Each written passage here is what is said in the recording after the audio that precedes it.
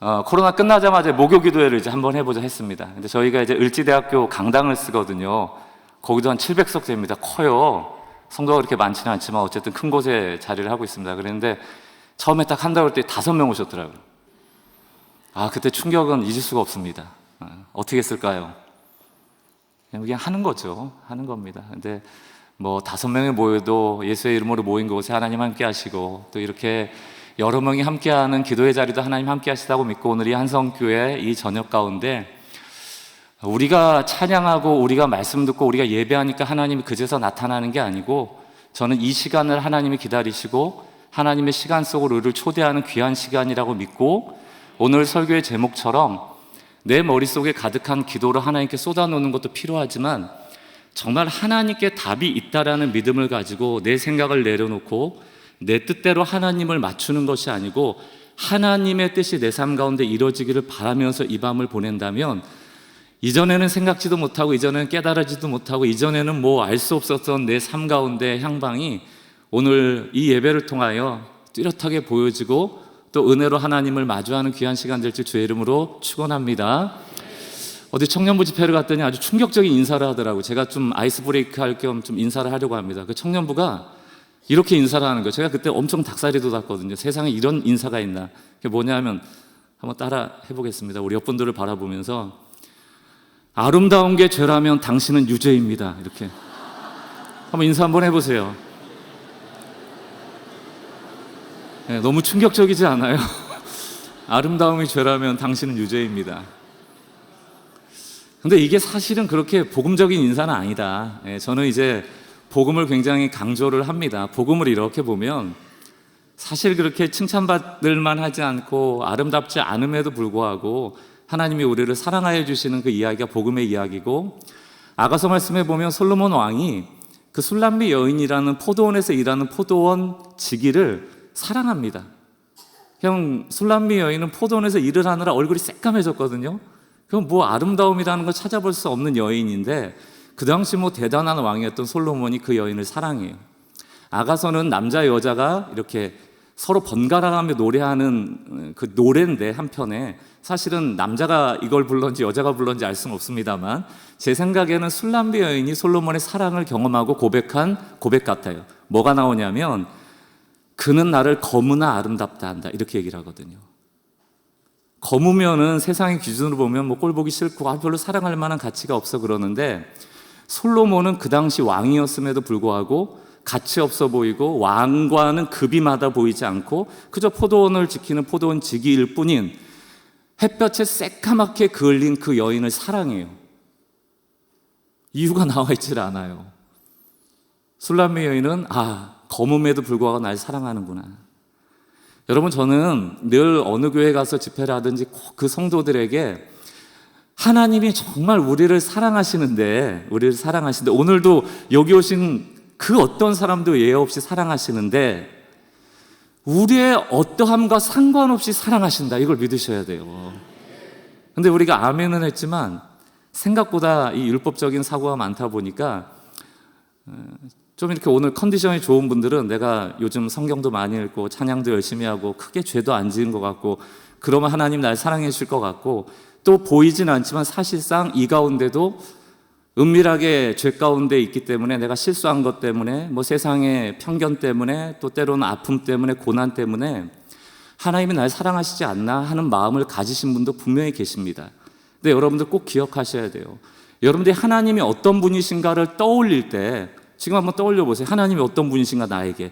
여기 아마 A4 용지 나눠주고 하나님이 어떤 분인지 적으라고 그러면 아마 백인백색 여러 가지가 나올 겁니다. 다 맞는데 한 가지 전제가 있어야 돼요. 여러분 머릿속에 하나님을 떠올릴 때 하나님이 사랑이시다라는 것이 가장 먼저 떠오르지 않는다면 당신은 하나님을 오해하고 있는 것입니다.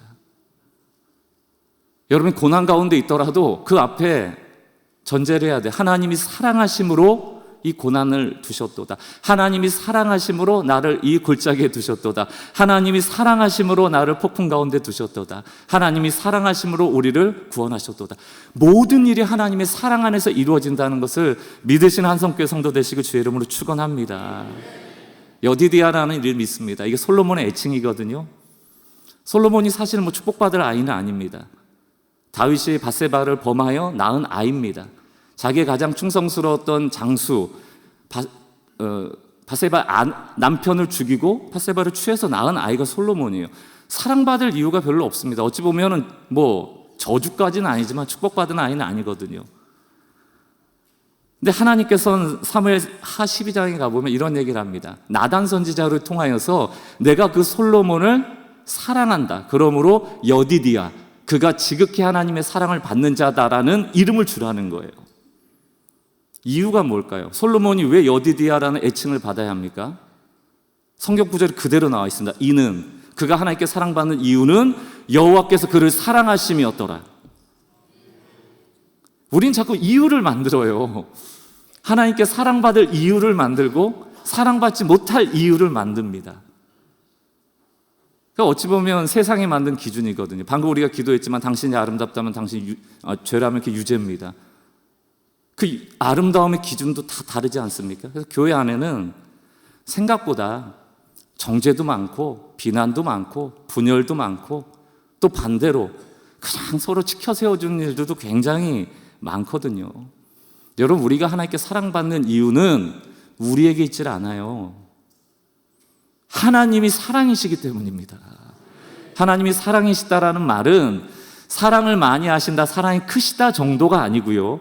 그분은 우리를 사랑하지 않으실 수 없는 분, 그분은 존재 자체로 사랑이시다라는 뜻이에요. 특별히 예수로 말미암아 구원받은 우리들은 여기에 대한 더 큰 확신이 있어야 합니다. 로마서 5장 말씀 보면 예수님이 언제 이 땅에 오셨는가? 하나님의 가장 큰 사랑이 십자가가 언제 우리에게 주어졌는가? 그때는 하나님과 우리가 원수되었을 때입니다. 우리가 죄인이었을 때입니다. 우리가 연약했을 때입니다. 하나님이 예수 그리스도를 우리에게 보내실 때 너의 죄를 씻고 오라든가, 너가 하나님과 원수됨을 해결하고 오라든가, 너의 약함을 강함으로 만들고 오라고 말하지 않으세요. 원수이기 때문에 예수께서 오시는 겁니다.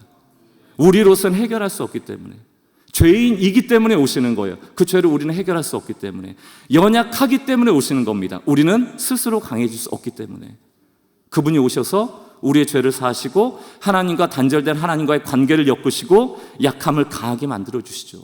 그러니까 여러분, 교회는요, 약하고 부족하고 하나님과 원수되고 죄인인 사람들이 모여야 되는 곳입니다. 그들에게 예수가 필요하거든요. 근데 우리가 예수 오래 믿고 한국도 이제 교회의 어찌 보면 역사가 깊어지다 보니까 저는 좀 그런 생각이 들어요. 올챙이 떡 생각을 못 하는구나.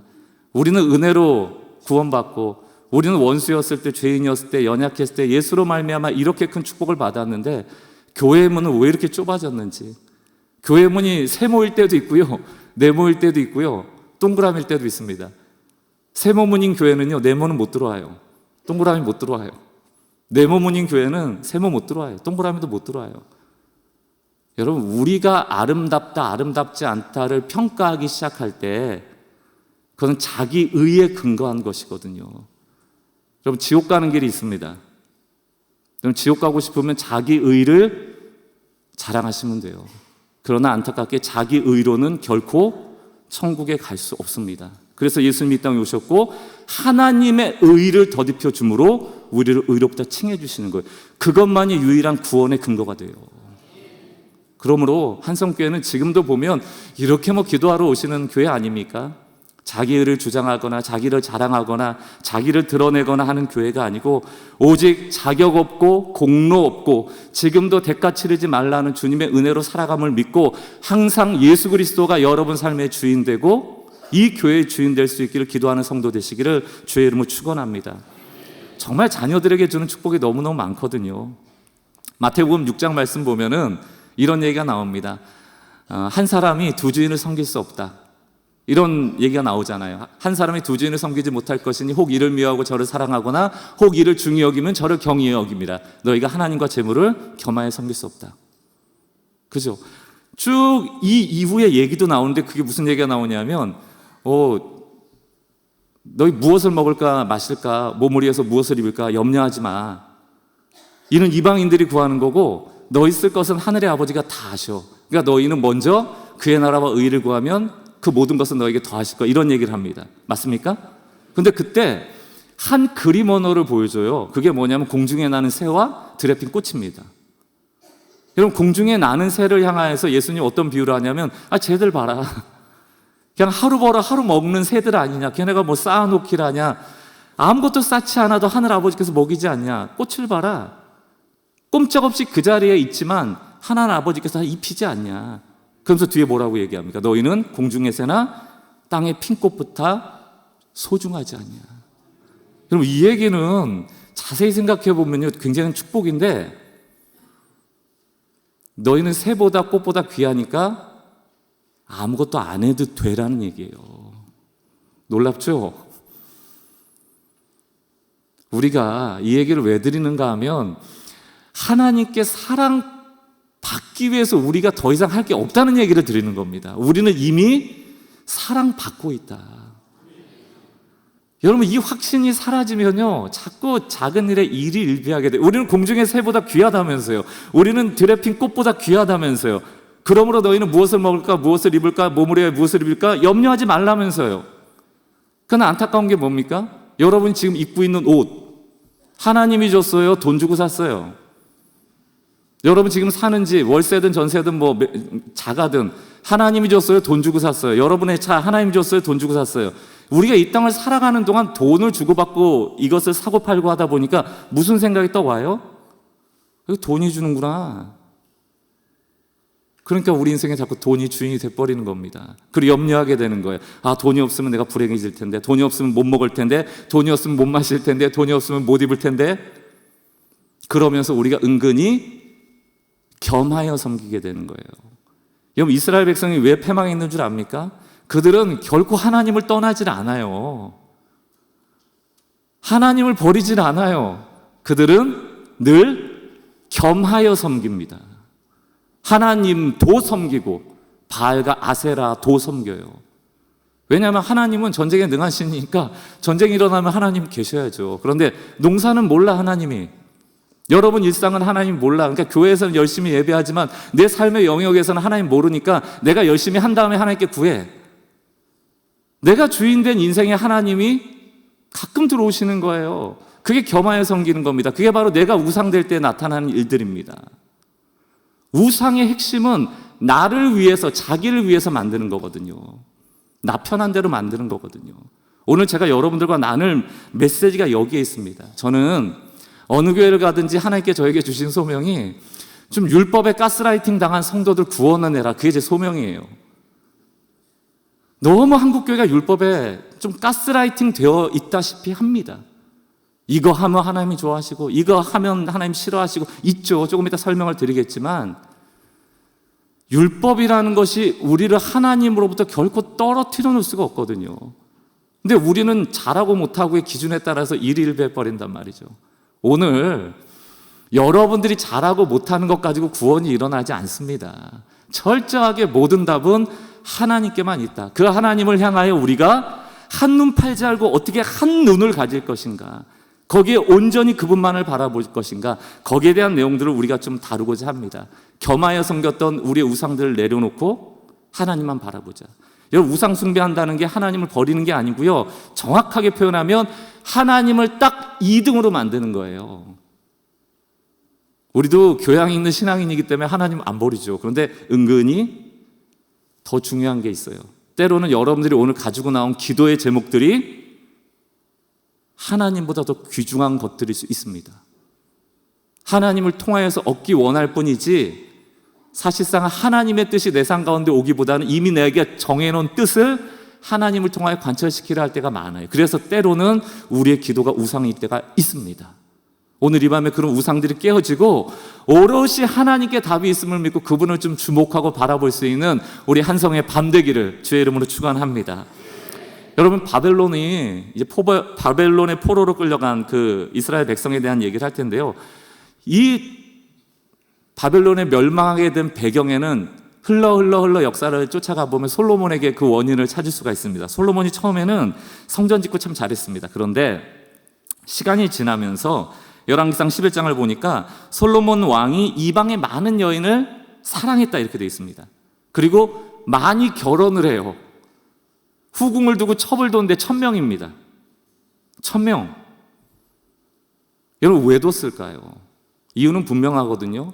이스라엘이 위기 때 서로 강대들끼리 동맹을 맺어서 이 나라가 더 안전하길 바라는 것이거든요. 그런데 하나님께서 뭐라고 했습니까? 왕을 세울 때는 반드시 동맹 맺지 말라고 했거든요. 하나님만 의지하라고 했거든요.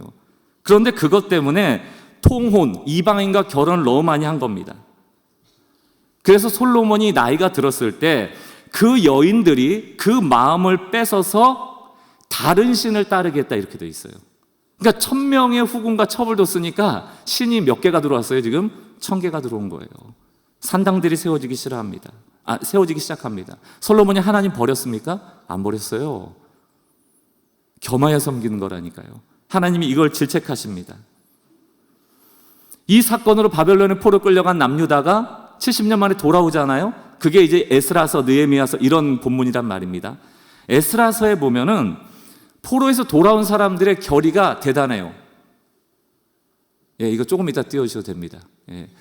결의가 대단한 게 처음에 올 때 다윗 족속의 정통성을 지키기 위해서 스룹바벨이라는 다윗 가문의 왕조가 리더가 돼서 옵니다. 예수아라는 대제사장 가문들이 오고요. 대부분 대제사장들이 처음에 와요. 헌신합니다. 그러니까 이게 뭐냐면 우리는 남유다의 정통성을 따라서 하나님만 섬기는 백성으로 거듭나겠다라는 마음을 가지고 5만 명 정도가 돌아옵니다. 사마리아인들이 같이 건축하자 할 때도 거절합니다. 왜냐하면 우리만 지어야 돼. 전통성, 순수성. 그런데요, 에스라 8장으로 넘어가고 9장으로 넘어가면 에스라가 돌아왔을 때 문제가 생겨요. 이미 성전은 지어졌거든요. 성전을 완공을 했습니다. 스룹바벨 성전은. 그 다음에 나타난 게 뭐냐면 방금 우리가 봤던 솔로몬 때 일어났던 이방인과의 통혼이 일어나요. 이방인과 결혼한단 말이에요. 왜 바벨론의 포로로 끌려갔어요? 이방인하고 결혼하고 다른 신 섬기고 우상 숭배하다 끌려간 거거든요. 그거 정통성 지키겠다고 스룹바벨이 그렇게 애썼는데 성전 짓자마자 그 다음에 에스라에게 들려온 소문이 뭐라고요? 소식이 다시 이방인과 통혼한다는 얘기입니다. 9장 1절 보십시오. 이 일 후에 방백들이 내게 나와 이르되, 에스라한테 나와서 보고하는 거예요. 이스라엘 백성과 제사장들과 레위 사람들이 이 땅 백성에서 떠나지 아니하고 가나안 사람들과 헷 사람들과 브릿 사람들과 여부 사람들과 암몬 사람들과 모압 사람들과 애굽 사람들과 아모리 사람들이 가증한 일을 행하여 2절 그들의 딸을 맞이하여 아내와 며느리를 삼아 거룩한 자손이 그 지방 사람과 서로 섞이게 되었다. 순수성이 깨져버린 거예요. 그럼 여러분 이 상태면 어떻게 되는 겁니까? 이제 또 바벨론 끌려가야 되는 거예요. 또 심판받게 생긴 거예요. 에스라는 깜짝 놀라서 가슴을 찌고 옷을 찢고 재를 뒤집어 쓰고 회개를 촉구합니다. 회개할 인원들이 나옵니다. 그때 매우 중요한 인물이 한 명 등장하는데 스가냐라는 인물입니다. 10장으로 넘어가 보겠습니다. 10장 1절 에스라가 하나님 성전 앞에 엎드려 울며 기도하여 죄를 자복할 때 많은 백성들이 크게 통곡하며 이스라엘 중에서 백성의 남녀 어린아이 큰 무리가 그 앞에 모인지라. 다 모여서 지금 회개하는 거예요. 2절 엘람 자손 중 여히엘의 아들 스가냐, 이게 대제사장 가문입니다. 에스라에게 이르되, 스가냐가 지금 제안을 하는 건데 뭘 제안하냐면 우리가 우리 하나님께 범죄하여 이 땅 이방 여자를 맞이하여 아내로 삼았으나 이스라엘에게는 아직도 소망이 있으니, 이걸 주목하셔야 돼요. 망하기 전에 우리가 조치를 취하자 이 얘기입니다. 그 조치가 3절입니다. 곧 내 주의 교훈을 따르며 우리 하나님의 명령을 떨며 준행하는 자의 가르침을 받아 이 모든 아내와 그들의 소생을 다 내모되기로 우리 하나님과 언약을 세우고 율법대로 행할 것이라 이렇게 돼 있어요. 괜찮은 얘기 아닙니까? 지금 문제가 생겼고 이대로 있으면 우리 또 바벨론 심판과 같은 심판 받을 거니까 우리 빨리 조치를 취하자. 아직 소망 있어. 우리 하나님께 아직 벌받지 않을 거야. 어떻게 하냐면 이방 여인 다 쫓아내고 거기서 낳던 애들도 다 쫓아내자는 거예요. 그럼 하나님이 용서하시지 않겠느냐. 이게 에스라의 종교개혁의 핵심이거든요. 질문 드려볼까요? 이 에스라의 종교개혁, 이 스가냐가 제안했던 그 작은 소망에 기대었던 율법을 따라 한번 우리 해봅시다. 성공했을까요? 실패했을까요? 나와 있지는 않아요. 에스라는 10장으로 끝나버리는데 이 이후에 어떻게 했는지가 나와 있지 않아요.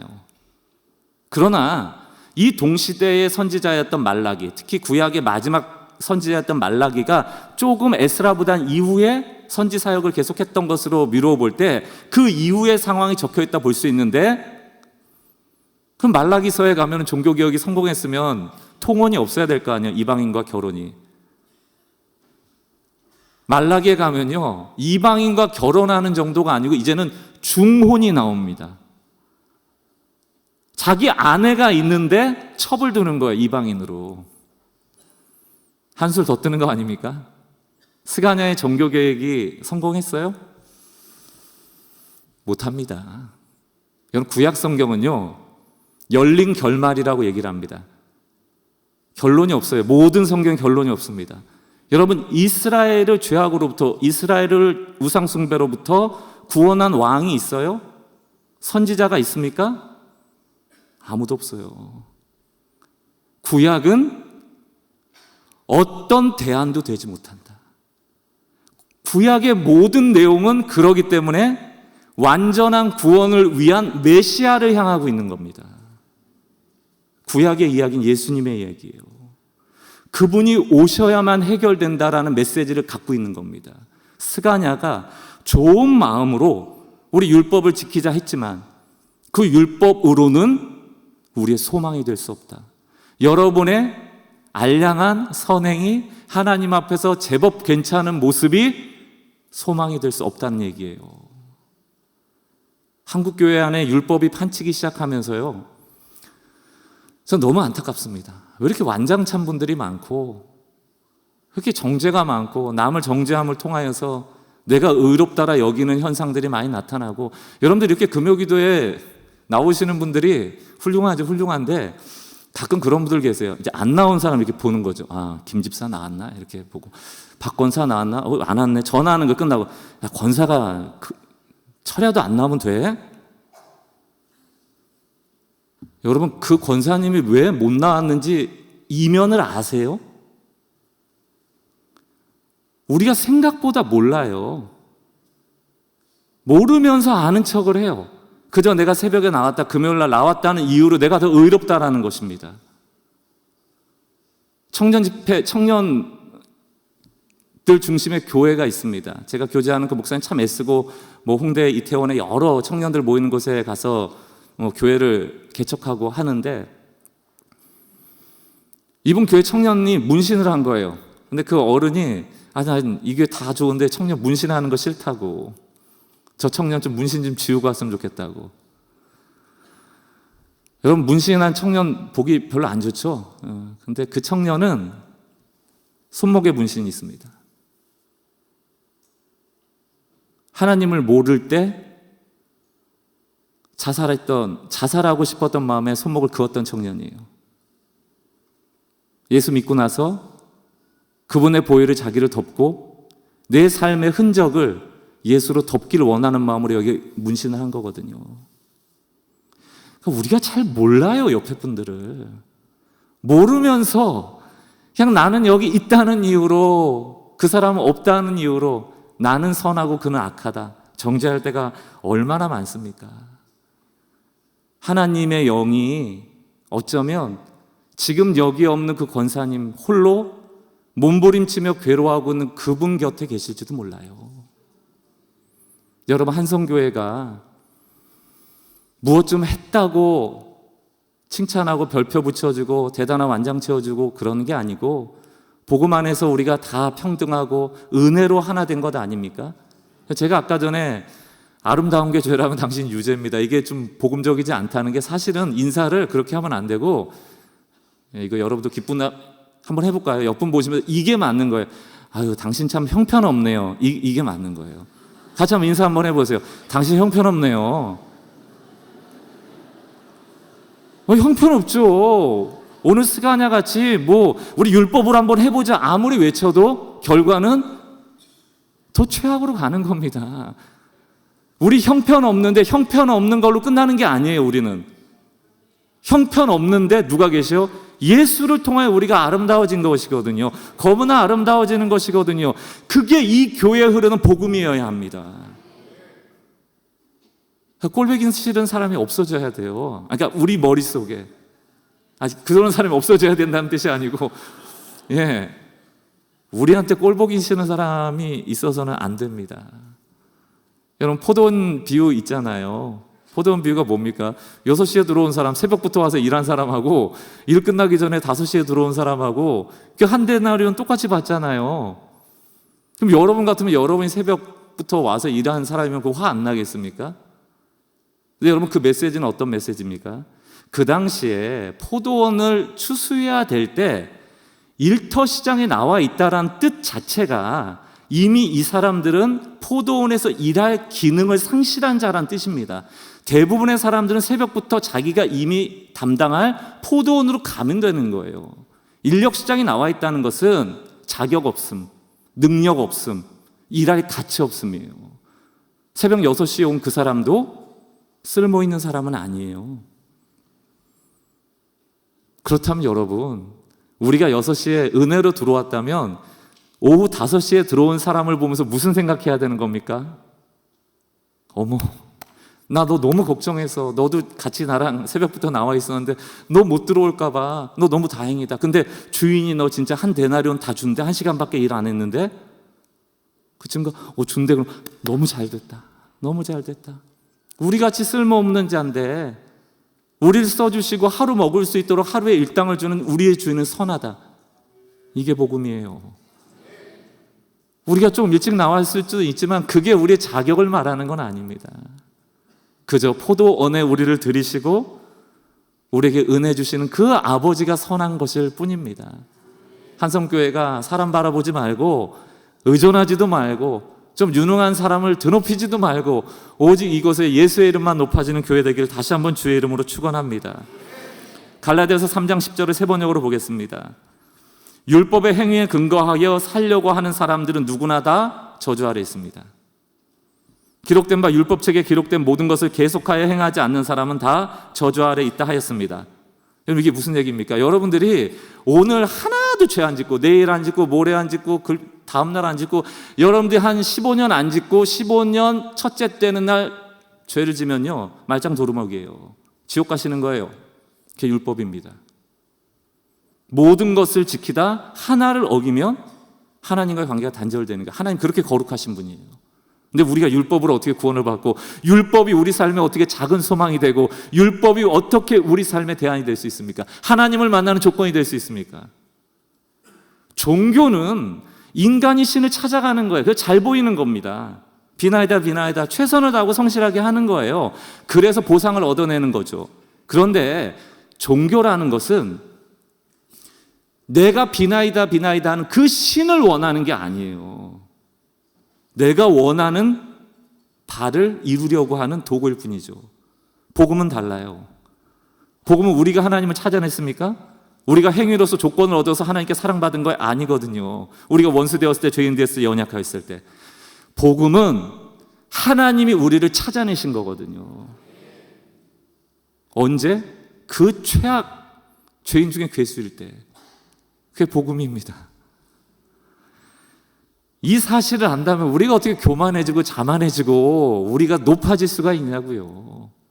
그러니까 옆에 있는 사람들이 야 우리 다 형편없는 사람들이잖아. 근데 주님이 사랑해줘서 정말 좋다. 그치? 이게 교회입니다. 이게 교회예요.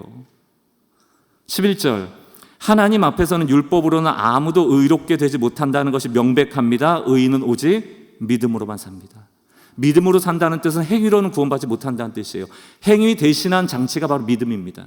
믿음이라는 게 또 대단한 것도 아니에요, 여러분. 이건 뭐 오늘 설명하기가 길지만 이 교회에서도 믿음 자랑하지 마세요. 그 믿음도 하나님이 주시는 거지 나로부터 막 기인한 게 아닙니다. 모든 것이 다 하나님의 은혜다. 사랑하는 성도 여러분, 그렇다고 해서 제가 율법을 폐기하는 폐기론자는 아닙니다. 당연히 예수님께서도 율법으로 다시 우리를 돌려보내시죠. 이 말을 좀 기억하시면 좋을 것 같아요. 오해가 있을까 봐 한번 자막을 보여주십시오. 이런 얘기가 있습니다. 율법은 우리를 그리스도께로, 그리스도는 다시 우리를 율법으로. 그런데 첫 번째 나온 율법하고 두 번째 나온 율법이 달라요. 율법은 처음에 율법, 맨 처음에 나왔던 율법은 우리에게 그리스도께로 할 때 앞에 나온 율법은 우리가 그리스도가 없을 때. 저거는 구원의 조건으로서의 율법입니다. 자, 여러분 율법은 죄를 깨닫게 하는 거예요. 죄를 깨달았죠. 그럼 어떻게 되는 거예요? 내가 죄를 져서 죄구나를 알았어요. 그럼 하나님과 관계가 끊어지는 거예요. 끝이에요. 대안이 없는 거예요. 죽을 목숨인 거예요. 그래서 율법 다음에 하나님께서 우리에게 예수를 주시는 거예요. 너희 도망쳐라. 죄인임에도 불구하고 하나님과 끊어지지 않을 유일한 길이 있다. 살 길이 있다. 그리스도께로. 그래서 율법이 우리를 어디로 보낸다? 그리스도께로 보내요. 그럼 그리스도께 갔죠? 그럼 이제 막 살아도 돼요? 아니에요. 그 다음에 그리스도께서는 다시금 우리를 하나님께서 우리에게 주신 삶의 법칙대로 살라고 보내시는 겁니다. 그러나 이제는 안심하고 율법을 지킬 수 있죠. 왜? 우리가 조금 하나님과 어긋나도, 우리가 좀 죄를 범해도 예수 그리스도가 우리 영원한 화목제가 되시기 때문에 우리는 안심하고 죄와 싸울 수 있는 존재가 된 겁니다. 이게 바로 종과 자녀의 차이인 거예요. 여러분, 종은 맨날 무서워요. 그래서 저는 이 교회에 진짜 종의 영에, 그 저주의 영에 갇힌 분이 아무도 안 계시기를 정말 축원하는데, 종의 특징은 뭐냐면 주인한테 이제 혼나잖아요, 잘못하면. 그러니까 일단은 조금이라도 잘하는 게 있으면 과장을 해요. 주인님 잘했죠? 잘했죠? 막 칭찬에 너무 목이 말라, 막 인정에 너무 목이 말라. 이게 종의 특징이에요. 또 하나가 있습니다. 잘못하면 어떻게 해요? 맞죠? 주인한테. 그러니까 잘못하면 어떻게 해야 돼요? 숨겨야 되죠. 종의 영이 임한 사람들은요, 절대로 진실해질 수가 없습니다. 그래서 교회 안에도 아들의 영, 자녀의 영이 없이 종의 노릇하는 사람들은 자꾸 자기를 과시하고 죄를 숨겨요. 괜찮은 사람인 척을 합니다. 제법 내가 은혜 받을 만한 사람인 것을 드러내려고 해요. 이게 바로 종교인이에요. 복음은 그렇게 말하지 않습니다. 자녀는 여러분 다 괜찮은 거예요. 다 괜찮은 거예요. 정말입니다. 다 괜찮은 거예요. 안심하라. 안심하라. 제가 오늘 갈라디아서 보면은 이제 왜 이런 갈라디아서가 나오게 됐냐면 이게 다른 복음 때문에 문제가 된 거거든요. 다른 복음을 저는 이제 옛날에 소개를 안 했지만 목회자의 길로 들어오기 전에 10년 동안 이제 교수 생활을 했었습니다. 그래서 교수 생활을 하다가 목회로 부르심을 받고 했는데 제가 공대 쪽에 있었거든요. 그래서 좀 이렇게 도식화하는 거를 좀 좋아합니다. 양해하고 보시면 좋을 것 같아요. 갈라디아서의 핵심이 뭐냐면 다른 복음이 예. 이것도 어려워요 지금?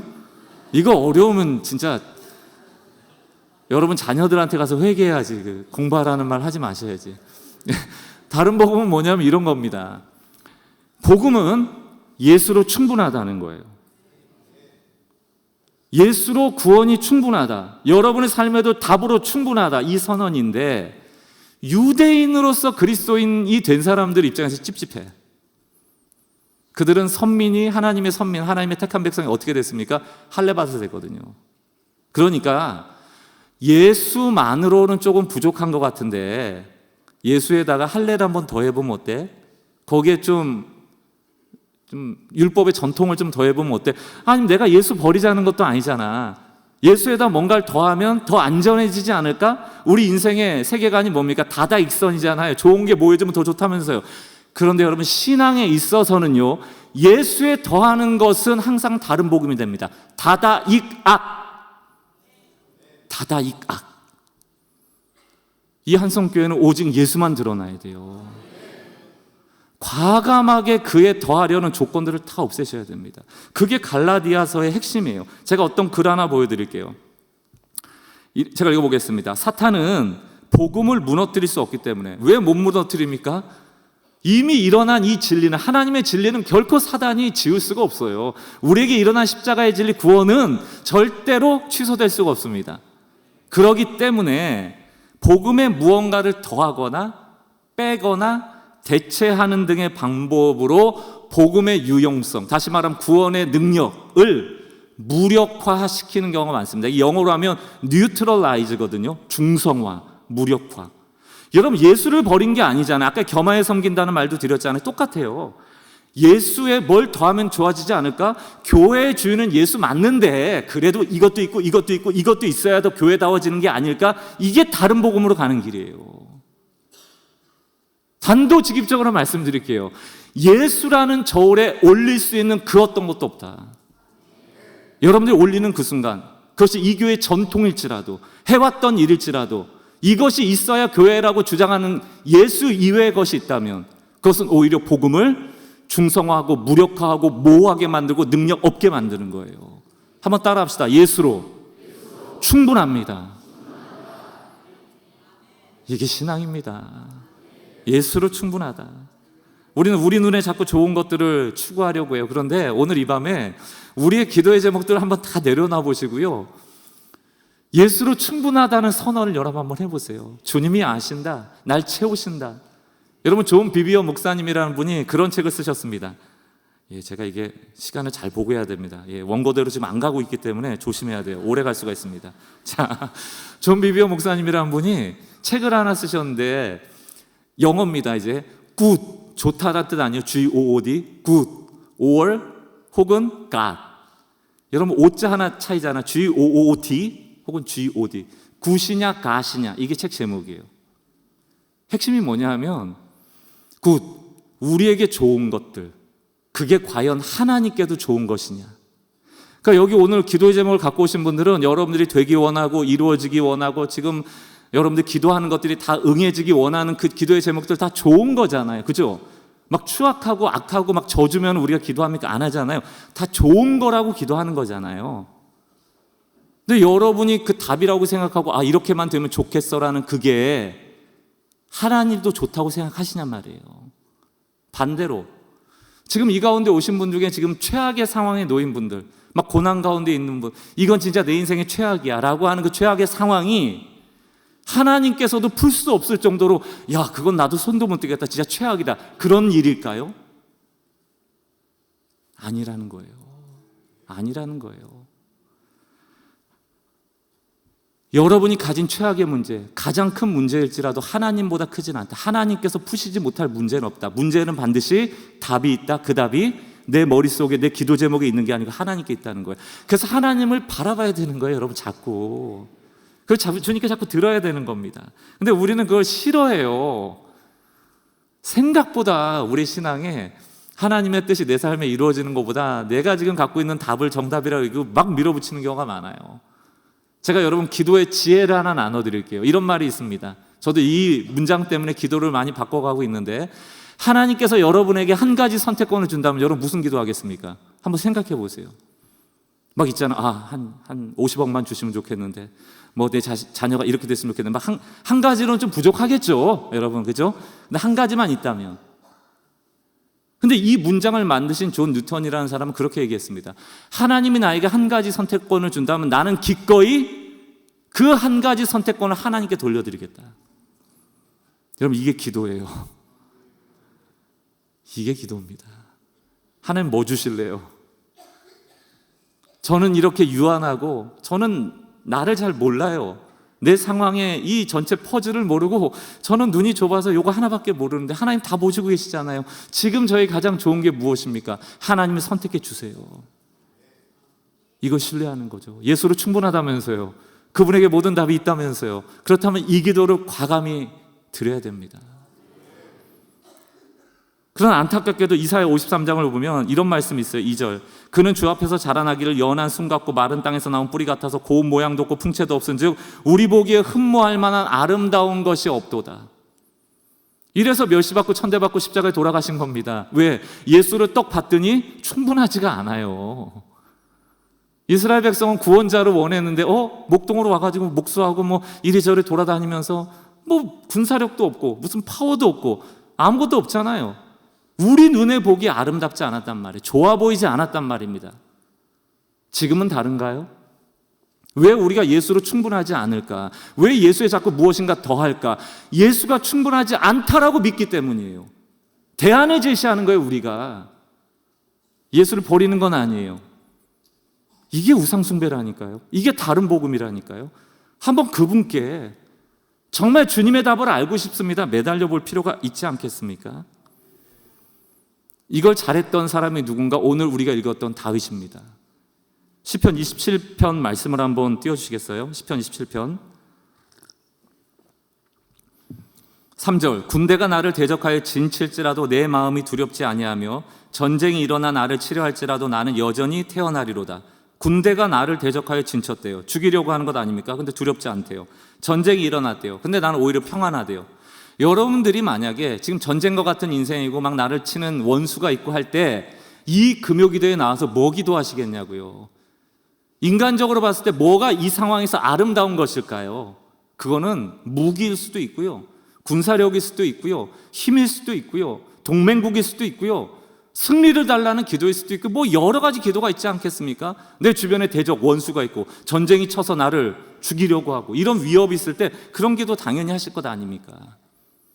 오늘 그런 기도의 제목을 가지고 나오셨을 거고, 근데 다윗은 놀라운 기도를 합니다. 4절, 내가 여호와께 바라는 한 가지 일, 그것을 이 상황에서 구하겠다는 거. 이게 바로 우리가 잘 아는 one thing, 한 가지.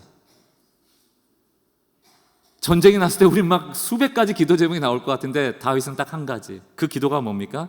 내가 평생에 여호와의 집에 살면서 그의 아름다움을 바라보며. 이 아름다움이라는 건 외적인 아름다움, 뭐 하나님이 잘생겼다 이런 뜻이겠습니까? 아름답다라는 건 제가 이해하기로는, 감히 이해하기 어려운 하나님의 성품 속성이지만 제가 이해하는 바로는 하나님이 우리를 향하신 선하심의 총합이라는 단어예요. 이게 우리에게 모든 것을 합력하여 선하게 인도하신 그 하나님의 모든 선함의 총합, 내가 상상할 수 없는 답, 그것이 그분께 있습니다. 이게 아름다움입니다.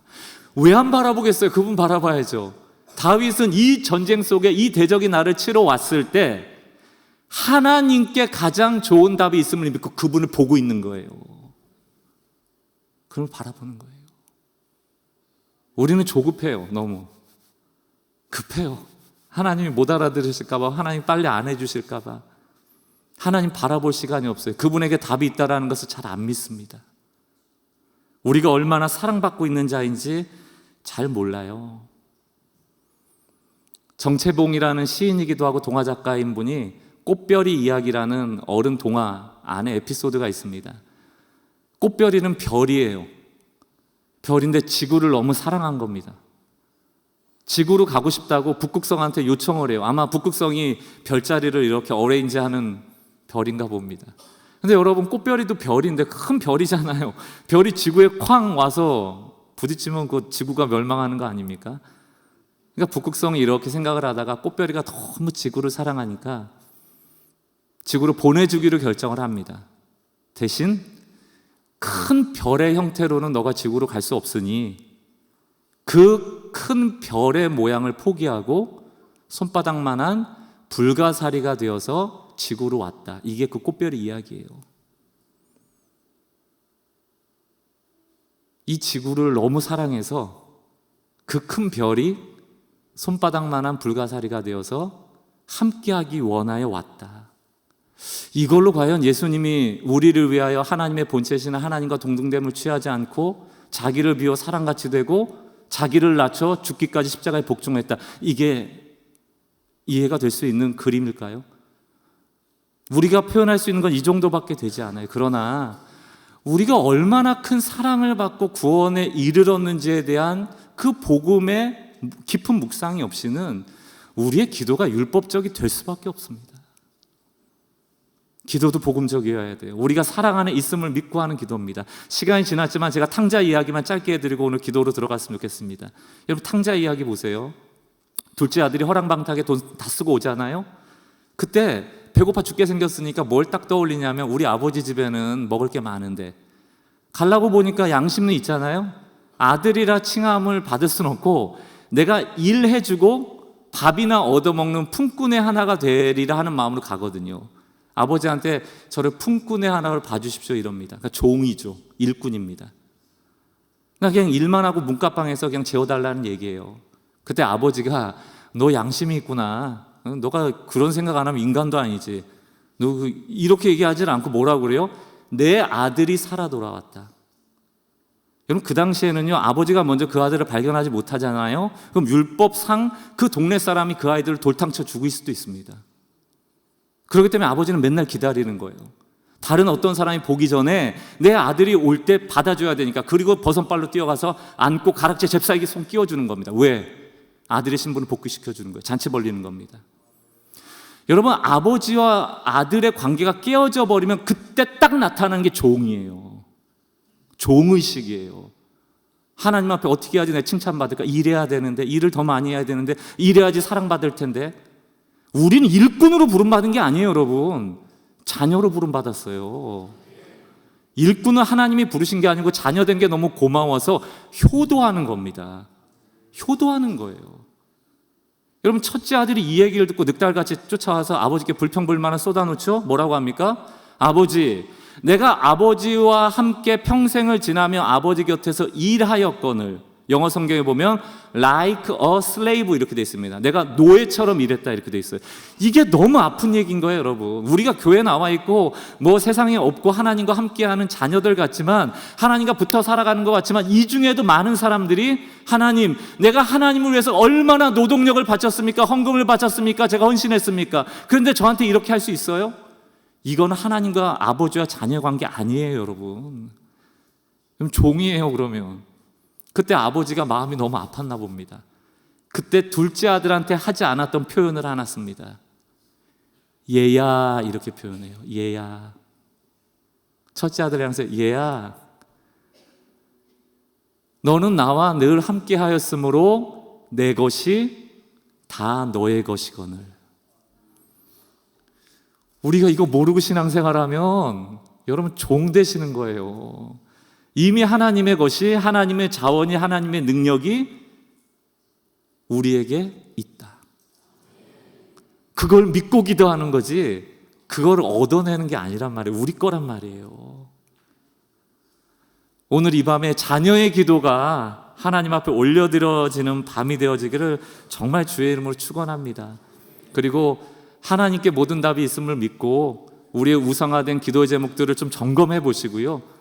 그리고 정말 하나님만 바라봅니다. 하나님께 내 삶에 모든 것이 있습니다라는 그 믿음의 고백이 있는 그런 기도의 밤 되기를 주의 이름으로 축원합니다. 우리 찬양하고 같이 기도하려고 하는데요. 그냥 주님 많이 사랑한다는 고백이 첫 번째입니다. 그냥 그게 전부예요. 전쟁이 나고 대적이 나를 치러 와도 다윗은 여호와의 전에 가고 이렇게 보고 있는 거예요. 주님 아시죠?